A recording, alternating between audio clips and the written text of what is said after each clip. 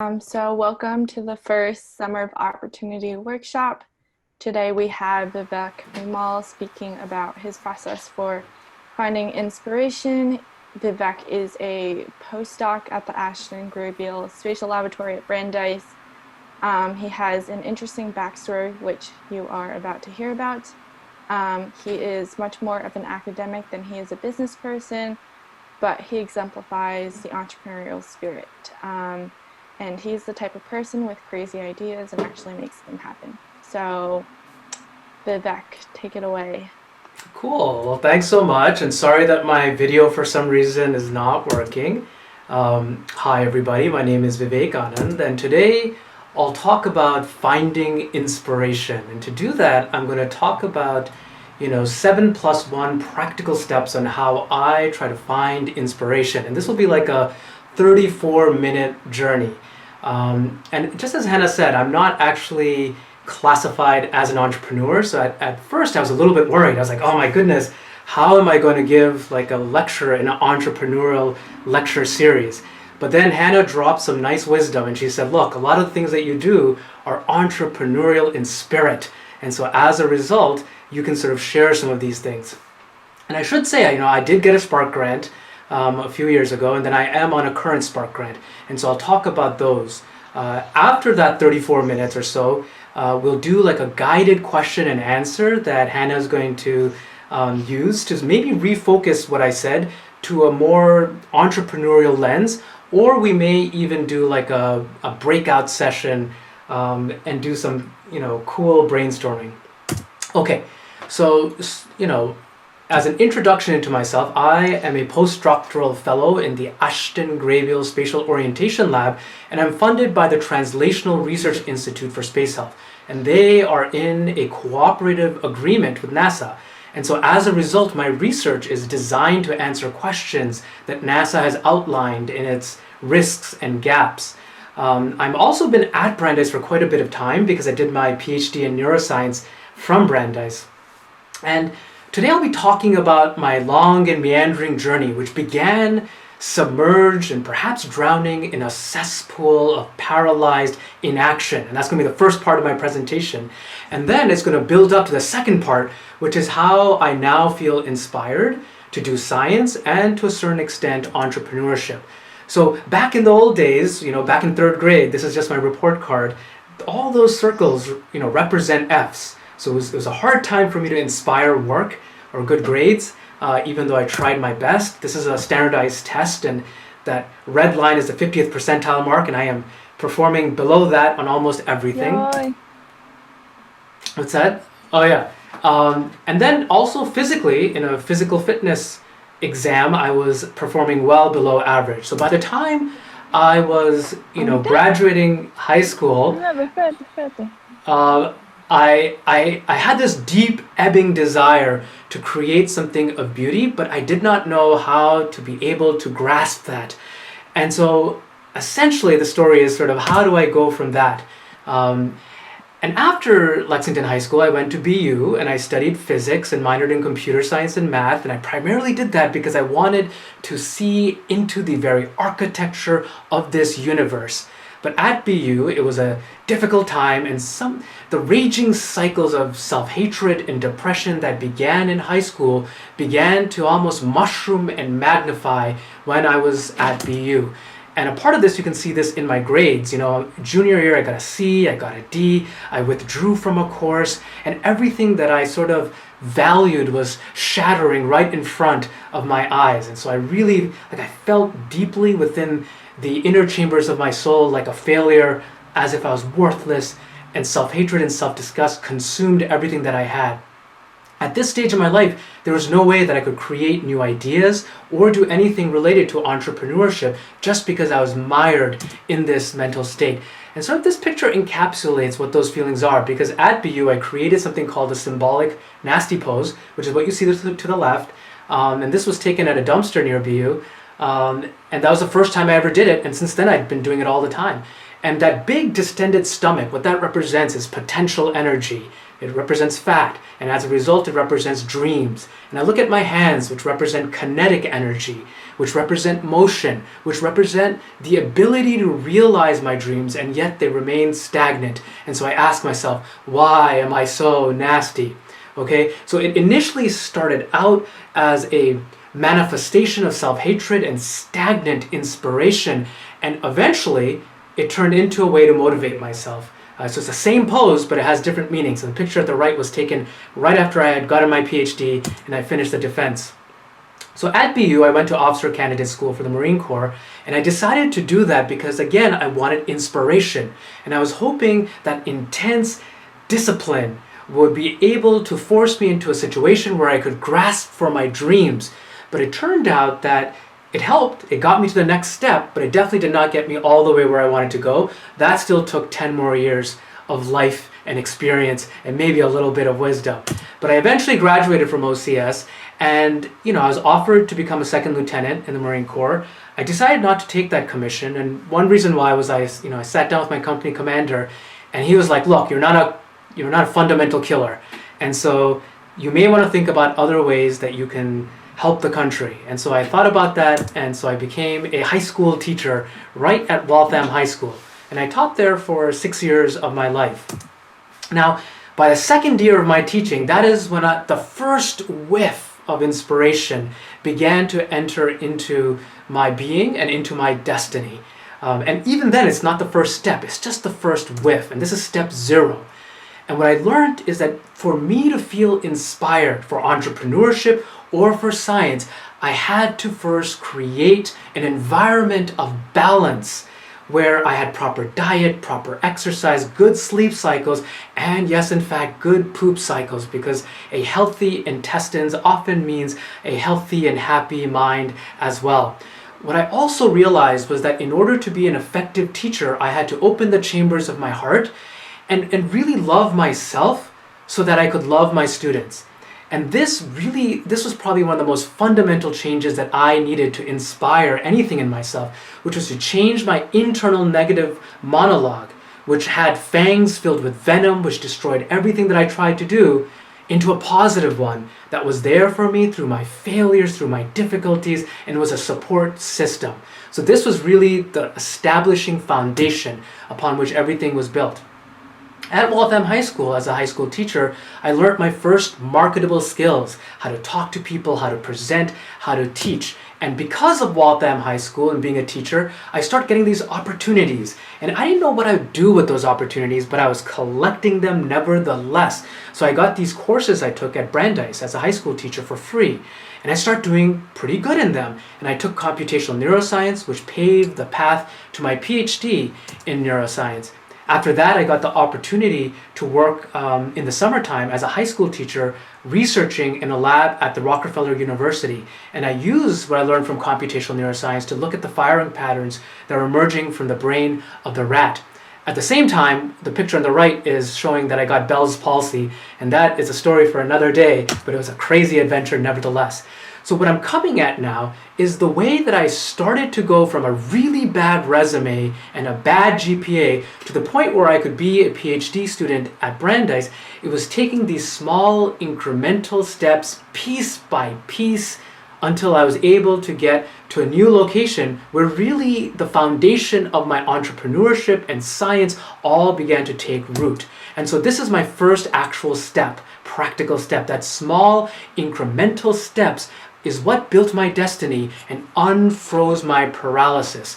And I often love to use the word epic, but really the magic is in small incremental steps. And so my advice to my younger self is to gather as many of these incremental opportunities as possible. You may not exactly know what they'll be useful for, but one day when you're a bit older, you'll be able to step back and begin to assemble a storyline that creates a structure in your destiny. And that's essentially how you may be able to reach entrepreneurship if you feel frozen at the current time. Hand in hand, the second step that was absolutely essential was getting small incremental victories that redesigned my reward system. Because at least I felt that the educational system, along with almost everything else, hacked my reward system. And what I mean by that is it forced me to think of everything in terms of grades and deadlines. I needed validation from an institution, and only then would my subconscious allow me to invest time to do something. So after I got out of BU, I brainstormed this cool idea of mapping out complex magnetic fields, but I couldn't even take one step in it because it was just my project, and my subconscious just completely crushed it. And I called it laziness, but what it really was that my subconscious didn't trust that my invested time would yield something. So what really changed me fundamentally were small series of small victories that convinced me that yes, in fact, you can delay gratification for a few months, and you can actually create something of beauty. So I'll give you like a quick example. And one way actually to get these incremental victories is by exploiting other systems that hack your reward system, like Facebook or Instagram, YouTube, blogs, open mics, or even talks like this. And honestly, I mean, this is the same steps for entrepreneurship if you're trying to do content development. And that's, in retrospect, essentially what I did. So my first step was I just started posting things on Facebook. And I was just taking pictures around my backyard, and I'm a beekeeper, so I start taking pictures of my bees. In this particular picture, it's winter time, the bees are all inside the hive, they flap their wings to keep the hive temperature up, but they don't poop in the hive because they're wicked clean. So they, on a warm winter day, they wait for it, they go out and they do a poop loop, and they fly out, they poop, and they come back into the hive. And that's what this picture is. So I don't get a lot of likes, but the few that I do, they're so delicious. So that then leads to, and this, by the way, just took 1 hour to do, but then that leads to something that required more time investment. So then I start making these YouTube videos, which require a lot more time. It takes me a week per YouTube video, and I do a lot of literature search. I talk about larger ideas like superorganisms. And again, I don't get a lot of views, but the fact that I get a few is enough delicious candy, mental candy, to provide me the next step to move in. And so then I was asked to go to MIT, and again, this is actually entrepreneurial because they asked me and a few 2 or 3 other people to essentially lead a networking event for an entrepreneurial event. And there were professors there were doctors there were CEOs, people from businesses, so it was like a pretty big thing. And so we decided to do this bee-oriented. And so you can see my bee frame is there. We created this little card that required people from different departments and industries to sort of intermingle with each other, and we used keywords like cross-pollination, and this took 1 month. And again, I never would have reached this if I wasn't taking those small incremental reward steps to get there. And I also got a bee drink there, which was kind of interesting. And unrelated, I made some mead too. But I finished this like little storyline with now what I'm working on is taking inspiration from my bees and how they do spatial orientation, and taking that and thinking about how can we use their knowledge to enhance human spatial orientation, which could again be turned into a business if I get successful results. So you can kind of see how this thing, which will take several months, initially came from something that just took 10 minutes. Okay, step 3, which is like absolutely critical for inspiration, and I think for entrepreneurship for sure as well, is creating networks and community that incubate ideas, that allow you to experiment and iterate those ideas. And so I should say that creating networks and community is very difficult. I mean, especially if you're like me, you don't have money or fame, it's very difficult to get people together. A lot of people don't answer my emails. They're definitely in the beginning. No one would come to my event, and you have to be okay if no one comes, because then you say, even if no one's here, I'm still going to go through this. I'm still going to develop content. And as you begin to create that content in your own fertile universe, eventually a few resonant creatives will hone in onto you and come to you, and then you can collaborate and create stuff. And this is what they call, I guess, essentially networking. And so that's a key word that they use in entrepreneurship from my very limited comprehension of entrepreneurship. So my first step, because I wanted to inspire multidisciplinary thoughts, was to create a multidisciplinary community. So I created Disortium, the Brandeis Multidisciplinary Consortium, and I brought people from all sorts of different departments at Brandeis, anthropology, all the way to musicology. And we got together and we just brainstormed really interesting ideas. We got a small grant.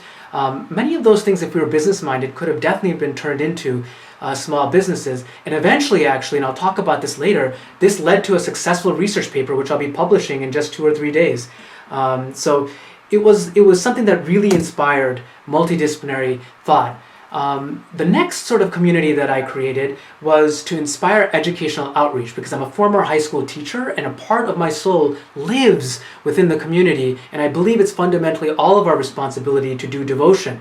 So I gathered a bunch of people together, all volunteers.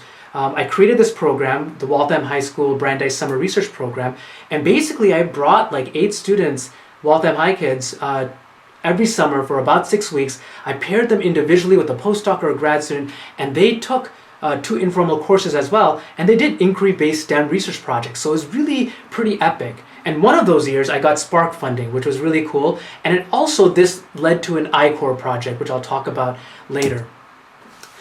Other things that I do, like I like to, inspire discussions on American identity. So, I brought together people to do that. And this is sort of on like the Festival of Lights and how different backgrounds celebrate that differently and how we can innovate something inherently new and therefore American. And then below is some woodworking stuff that I do, more specific to Brandeis, in order to explore the next era of my research, which is human augmentation. I created this group with Jacob, who's an undergrad, and he's a really cool guy. And so we get together and then we talk about human augmentation. Okay, so far, just as a quick review, the way that I inspire myself for academic pursuits or for entrepreneurship is to create a stable and balanced environment, to plant the seed of destiny through small incremental steps of opportunity, to then motivate its growth through small incremental pieces of inspiration, and then nurture that through a community. But now the question is, how do I go from there to getting to the point where I can reach for my dreams that are much more epic and larger in scope? And so the way I do this, and in many ways this may be very specific to me, but there are things that can be generalized from this. Every 6 years what I do is I create ceremonies. And these ceremonies give birth to the next era of my life. They inspire me to think about my dreams, my failures, and what they really demand is that the next 6 years of my life have to be fundamentally and intrinsically different than the last 6 years of my life. And often this means making a huge transition. So it inspires me to set large goals. I invite a lot of different people, and I go through this rebirth process where I shave off all of my hair so I'm physically reminded of the promise that I've made for myself. And again, maybe the entrepreneurial link over here is that businesses too go through different stages of growth. And maybe you can hold a ceremony or an event to sort of remind yourself that now my business is going to a different stage. So I'll give you 2 examples of how I do this. The first example is from July 2009. It was my rebirth ceremony. I wanted to fundamentally change the rhythm of my existence, and for the past 5 to 6 years I was teaching at Waltham High. I got tenure. It was the first time in my life that I felt really comfortable and really capable. And then all of a sudden I was like, things need to change, because a long time ago I had made a promise to myself that I would try to go out in the world, disrupt my comfort, and try to actively do something to benefit society. So I made the decision, because of my ceremony, to leave Waltham High School, leave my job, go to India, and work there as a consultant for an NGO. And I chose India because I wanted a deeper understanding of my heritage. Okay, so then here's my hair, and then I have a ceremony, I bring people, I shave it all off, and then I go to India and I make documentaries, which I'd never done before, and I write grants on, basically the first project was on climate change and subsistence farmers. The second project was on tribal women and entrepreneurship, and the third project was on the condition of children in a city. The second example of a rebirth ceremony was more recently, July 2017, when I finished my PhD. And one of the big things I wanted to do was devote more time to growing a community. And I did that by, so I went through the shaving process, and then I got people together by having a coronation ceremony for my pet rat. And her name, unfortunately she passed away, but her name was Her Royal Majesty Queen Herpes I. And I had a whole marching parade, and then here she is coronated. She's a queen now, and she's knighting a rabbit, and then she's also knighting my PhD advisor, Paul Dizio, which is pretty crazy. But the second goal I wanted for this this rebirth ceremony was something a bit more serious, which was that I was going from a very structured PhD program to complete free fall. Because now I'm not a PhD student anymore. I got my PhD. I have no structure. What am I going to do with my life? And again, the similarity to entrepreneurship may be that you go from a structured incubator where you have mentors to maybe now a self-standing business where maybe you don't have as many mentors or as much structure. So basically what I decided to do, and this is something that really, really helped me out, was I spent about a month or two sitting, introspectively thinking, and creating a document that was publicly sent out that contained my dreams. And so I'm just gonna quickly show you like what that looks like. So it's called a rough plan for the rest of my life. And here, like, I go through and I detail all the things for research that I want to do, all of the things that I want to do to improve the world, my artistic stuff, things about myself. And you can see it's a pretty extensive document, and different people have commented on it. But this sort of focused thinking is really what allowed me to try to figure out like what my dreams are. And really, like, before doing it, I would get these like moments in my life where I'd feel like feelings of panic. I was like, oh my God, I'm wasting my life. What's going on? But I didn't know how to address it. It was just, everything was a dense fog. And this added a little bit more definition. Still, I wrote down my dreams, but I had no idea of how to reach it. So the next thing that I did, and again, so I created a website, which is essentially, these are steps that you'd probably do for a business too. You'd create a vision statement, and then you create a website that sort of connects your vision statement to what you have right now. And so the website has been absolutely instrumental in what I do, because it allows me to focus and sort of deposit all the pillars of creativity that I have, and then create a storyline that connects those pillars together, leading eventually to new ideas in science and entrepreneurship. So I have a whole thing on research. I have my portfolio where there's all sorts of, creative stuff. I have teaching, different projects, and then my mythological universe. So again, just to give you like an idea, I do like different types of clothing art. So you've got, different stuff I'm doing. But if you look at the top, what I've done is I've broken it up into stages. So stage 1 is like really basic stuff that I can just do tomorrow, which is I can create artistic patches along these themes that I think are really interesting. And again, if I was creating a business to sell my clothing, and people have actually asked me to buy my clothing, so I guess I could, these were the steps that I would go through. I'd be like, okay, I'm going to create my content, and then I'm going to connect it to community and identity, which takes a lot more effort, and then I'll make it epic by doing much bigger things, like creating a book and video series, or hosting things at a international airport or whatever. I do the same thing for like woodcraft, and then for teaching, and I always could create like a teaching nonprofit if I want to. I do everything for free as a devotional practice, but you can see it's like a lot more involved, and these are all ideas that can turn into a business quite easily. And I've got the different stages, I've got like different goals, and I've got different phases of what the implementation would be, from the very local level all the way to like the national level of what kind of changes would I make to policy. So these are things that are like what have been guiding me. Okay, so now I'm going to finish off with one storyline. Okay, what really sort of inspires me and turns me on is really creating storylines that go across every layer of what I do. And I usually like things that are unexpected, where I can't even predict where it's going to end up. And at the end of it, I look back and I'm like, wow, this was pretty crazy. So I'm going to present to you a multi-layered storyline on how my research, my community, my educational outreach, and my mythological universe inspired entrepreneurship, how it ended up in the current Spark grant that I'm helping out with. Okay, it all starts with my research. I work on spatial disorientation, which is I just strap blindfolded humans into this machine here. They use a joystick to try to balance themselves, and I've got one condition where they get very disoriented. They have no idea where they are. And this has relevance to spaceflight, to astronauts, and also to military pilots, and also to people that may have vestibular damage. Okay, so then I was like, okay, I want to make this idea multidisciplinary. How do I do that?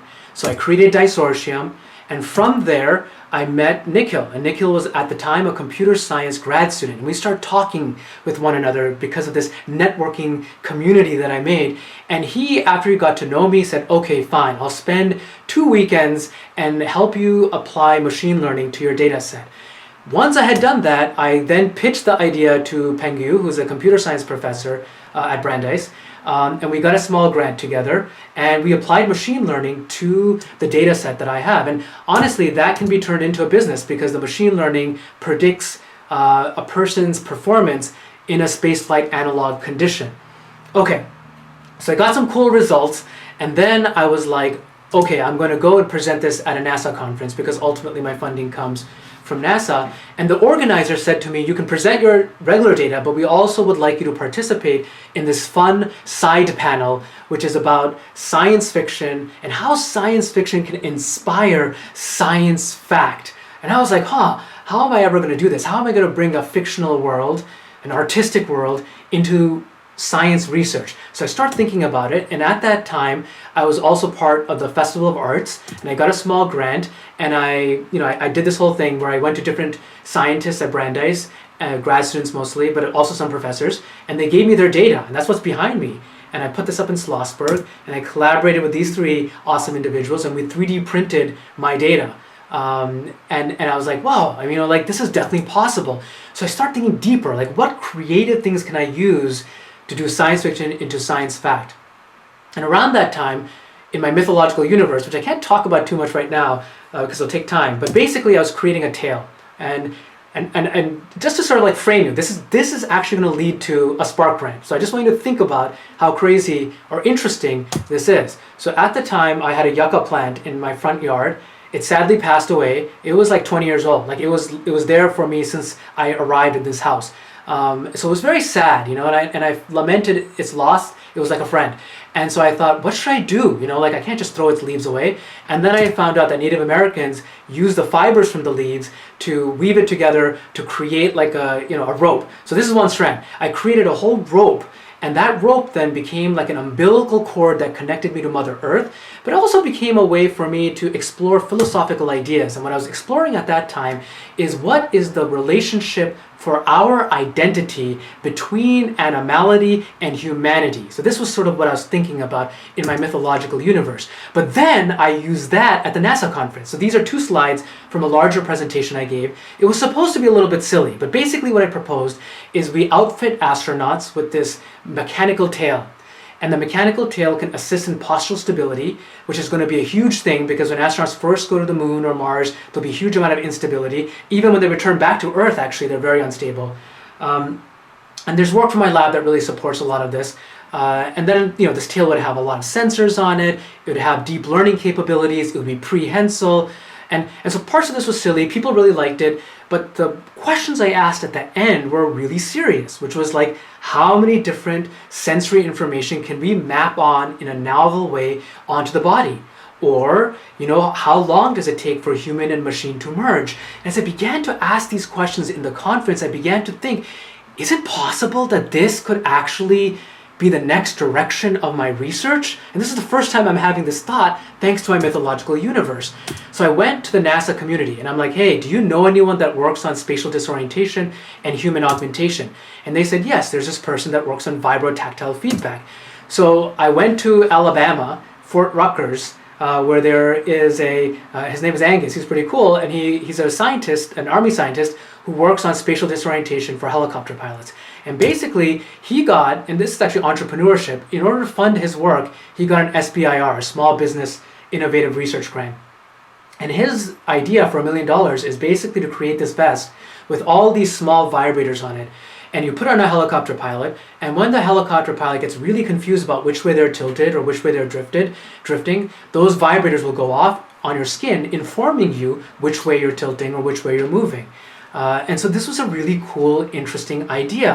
But when I got back, I was a little bit bummed because I don't have $1 million and I don't know how to do any technology development. So how am I going to approach it? And now, okay, this is where it gets like crazy. This is where I could not have expected it, okay?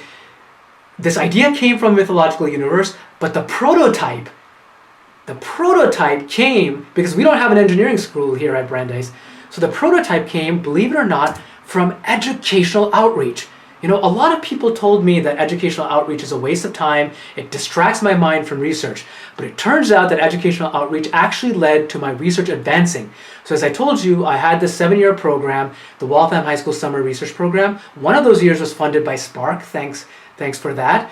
And then one of those years also for a different project, undergrad got a Davis grant, and there was some intersection.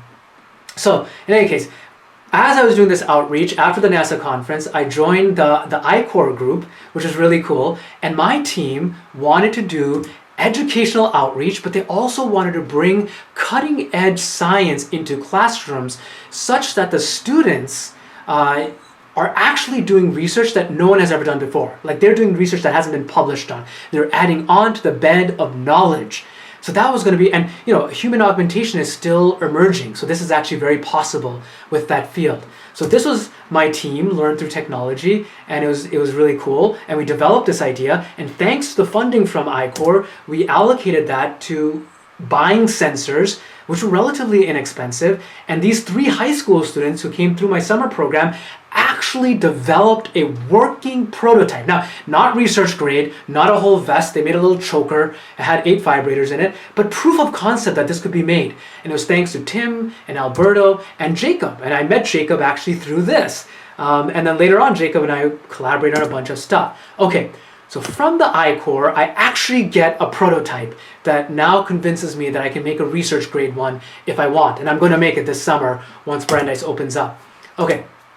So this then led to the next stage. So every summer I do something with my mythological universe, and I was like, now I'm thinking about human augmentation. Maybe I should start thinking about how to incorporate all of this and ask the deeper questions of of life. So then what I did is the following. I held an event, and I'm almost done for those of you that are like, when is this going to end? These are all the people that came to my human augmentation party. And the first part was just normal. It was just lectures. So people talked about human augmentation through VR and AR, through drones, through BCI, through brain stimulation, through AI, but also through yoga, through chemical augmentation and mindfulness, and the idea that maybe we've been cyborgs from the very beginning. But the second part was more focused on brainstorming, socializing, experiencing some artwork to digest some of the themes that are spoken about. And what was really cool is Jacob over here developed a sensory substitution device, and Anne here is wearing a blindfold so she can't see. She's holding a vibrator in one hand, and then she has a distance sensor here that tells her how far away things are. And then we played a game of tag. But again, this can be turned into a business. Okay, this could be turned into a business for different types of detection, alert systems, or aids to help blind people. And there are variants of this, but there's a huge open space there because it's still very much in its early phase. The way I made it into my mythological universe is I gave birth then, this is my mom helping me give birth, to a mannequin, and the top half of the mannequin represents humanity, the bottom half represents technology, and then we try to balance it. But the underlying philosophical idea being that where is the human identity and how are we going to balance these two things as we go forward? Okay, so I did this ceremony, and again, you might be like, okay, this is a crazy ceremony, who cares? There's no way a Spark grant would come out of this, but you know, the Spark grant does come out of this. And you might be like, how? Well, first of all, because of this event and because of getting to know Jacob a lot better, we created the Human Augmentation Initiative group, and we still meet every Thursday through Zoom. Jacob teaches us how to use Arduinos and connect sensors to it, and I sort of go over how do you then use that to research human augmentation. So if you're interested, you can message me. It's open to everyone, and you're welcome to join. But also from this party that I held.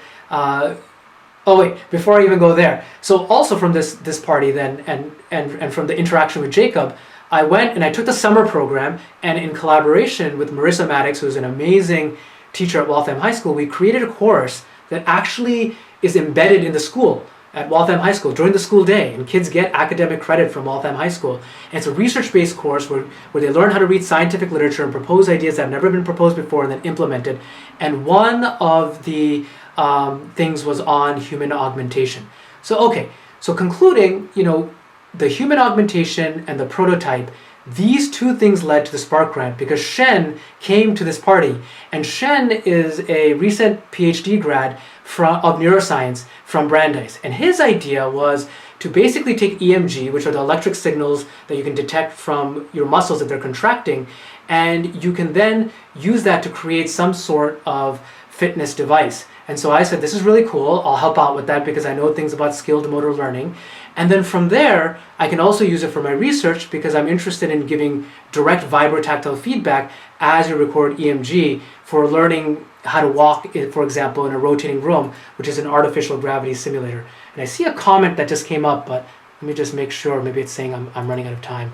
Can you share the link for more info on Spark? Okay, cool. And Hannah shared it. Okay, awesome. Thank you.